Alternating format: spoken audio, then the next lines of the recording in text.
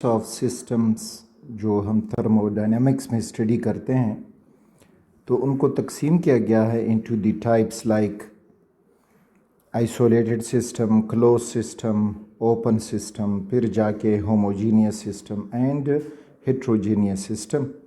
तो अब समझते हैं इनको वन बाय वन कि किस को हम आइसोलेटेड कहेंगे, किस को क्लोज, ओपन वगैरह कहेंगे। आइसोलेटेड सिस्टम ये हुआ सिस्टम, इस सर्कल, और बाकी जितना भी है ये हमारे हो गए हैं surroundings.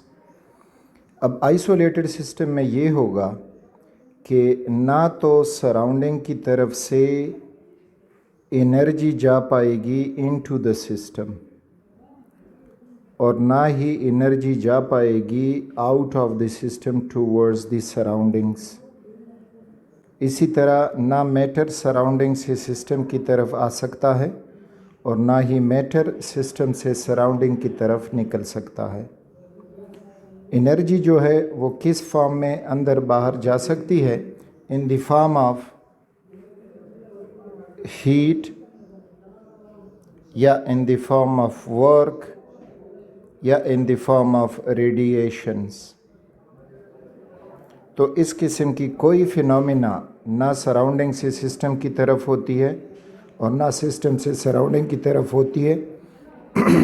This type of system will be known as isolated system. And similarly matter किसी भी फॉर्म में, सॉलिड, लिक्विड, गैस, किसी भी स्टेट में ना तो सराउंडिंग से सिस्टम की तरफ जाएगा और ना सिस्टम से सराउंडिंग की तरफ जाएगा। तो हम ये लिख सकते हैं कि there is no exchange of energy and matter between system and surroundings in isolated system. तो यहाँ हम लिख सकेंगे कि no exchange of matter and energy.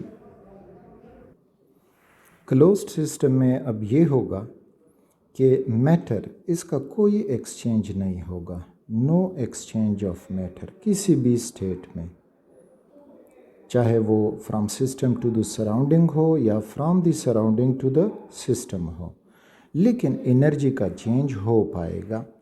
वो एनर्जी सिस्टम से सराउंडिंग की तरफ भी जा सकती है in the form of work और in the form of heat और in the form of radiation, और इसी तरह से सराउंडिंग से एनर्जी सिस्टम की तरफ भी आ सकती है। तो इस किस्म के सिस्टम को हम कहते हैं क्लोज सिस्टम। ओपन सिस्टम में अब एनर्जी और मैटर दोनों का एक्सचेंज हो पाएगा, एक्सचेंजेबल, चाहे वो सिस्टम से सराउंडिंग की तरफ हो या सराउंडिंग से सिस्टम की तरफ हो। एनर्जी भी बाहर जा सकती है, अंदर आ सकती है, मैटर भी बाहर जा सकता है, अंदर आ सकता है।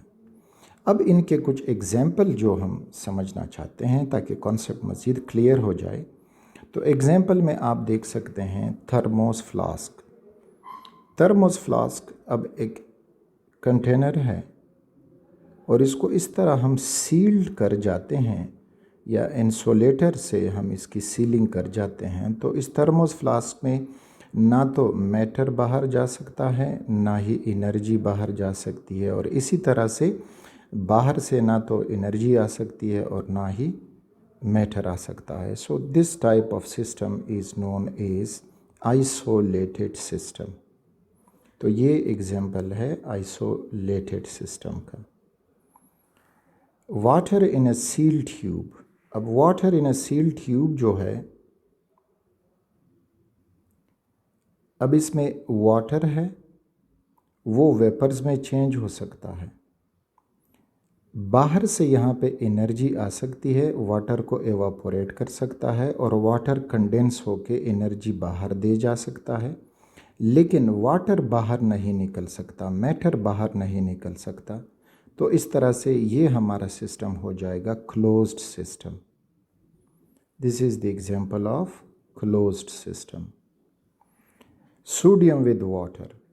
अब ये हमारा एक कंटेनर है, सपोज़ करें इसमें वाटर मौजूद है और इसमें हम सोडियम का एक पीस गिरा देते हैं। यहाँ पे रिएक्शन होना शुरू हो जाता है। तो अब बाहर से सोडियम आया एज ए मैटर सिस्टम के अंदर और यहाँ पे जब रिएक्शन हो जाएगा तो sodium when reacts with water we get sodium hydroxide and hydrogen gas. और अब बाहर की तरफ हाइड्रोजन गैस जो है वो मूव कर पाएगा। तो मैटर अंदर आ रहा है और बाहर भी जा रहा है, इस वजह से ये ओपन सिस्टम हुआ। दूसरी तरफ चूँकि वाटर और सोडियम का रिएक्शन एक्सोथर्मिक होता है तो वो हीट भी बाहर की तरफ ट्रांसफ़र हो रहा है, वो energy in the form of heat बाहर की तरफ ट्रांसफ़र हो रहा है। So this is an example of open system. Example of open system. तो अब एक शॉर्टकट की तरफ जब हम जाएंगे तो हमारा शॉर्टकट ये होगा कि जो आइसोलेटेड क्लोज्ड और ओपन सिस्टम है they are classified on the basis of exchange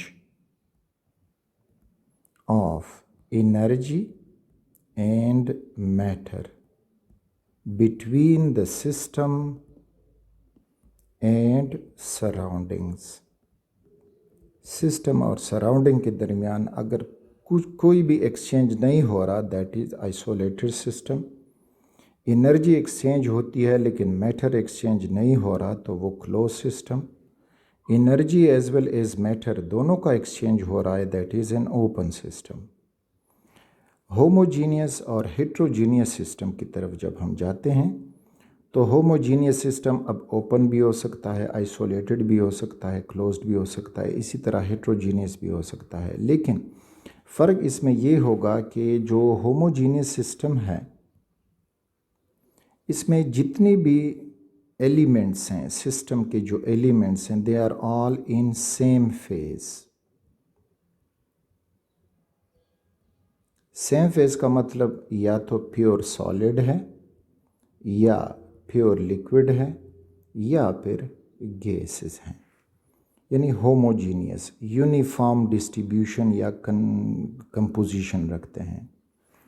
heterogeneous system में अब सिंपली होगा डिफरेंट फेजेस, इसमें अब डिफरेंट फेजेस हमें मिलेंगी। डिफरेंट फेजेस में फॉर एग्ज़ाम्पल कुछ सॉलिड हमें उसमें मिल सकती हैं, साथ में कुछ लिक्विड मिल सकती हैं या गैसेस मिल सकती हैं, तो ये हो जाएगा हेट्रोजीनियस सिस्टम। होमोजीनियस सिस्टम में अगर हम देखना चाहते हैं तो look at this, nitrogen gas when reacts with hydrogen gas producing in a reversible reaction ammonia gas. तो तीनों कंपोनेंट जो हैं वो गैशियस फॉर्म में हैं। सो दिस इज़ वाई ये कहलाएगा होमोजीनियस सिस्टम। हेट्रोजीनियस सिस्टम में अब फॉर एग्ज़ाम्पल कैल्शियम कार्बोनेट जो सॉलिड है, इसको जब हम हीट करेंगे तो ये कैल्शियम ऑक्साइड सॉलिड देता है और साथ में कार्बन डाइऑक्साइड गैस देता है। तो इस तरह से अब यहाँ पे डिफरेंट फेजेस सॉलिड और गैशियस फेज मौजूद हैं, तो ये कहलाएगा हेट्रोजीनियस सिस्टम।